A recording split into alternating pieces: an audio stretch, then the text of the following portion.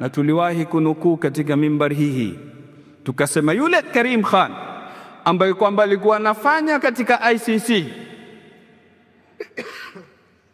alinukuu maneno mazito, akasema kuna baadhi ya viongozi wa kimagharibi ambao kwamba wamechaguliwa kwa nafasi walioko ndani yake katika uongozi, wameniambia mimi mwenyewe usoni kuwa ICC imewekwa kwa ajili ya Waafrika, imewekwa kwa ajili ya watu kama kina Putin, sio ya watu wa Europe wala wa Amerika.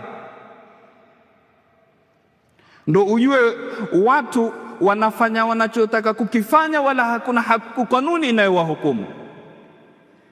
Kumbe ICC si yao, yakina sisi tulioko huku ulimwengu wa mwisho kama wanavyotuita. Kisha sisi leo ndo tunaona hawa ndo wenye hadhara, civilization, hawa ndo walotangulia, hawa ndo kumbele, hawa ndo kuigwa. Hadhara si katika kupanga mawe, wala hadhara si katika kujenga mabarabara makubwa, wala hadhara si katika kujenga majumba marefu yenye kupanda mbinguni. Hadhara ni mtu kujua ama kushikilia qiyam, values.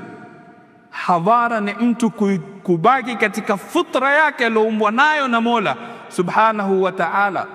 Hadhara ni kubaki katika mizani, haki ikabaki kuwa ni haki na batil ikabaki kuwa ni batil, bila kulemea kubadilisha batil ikawa ni haki kwa sababu imefanywa na fulani.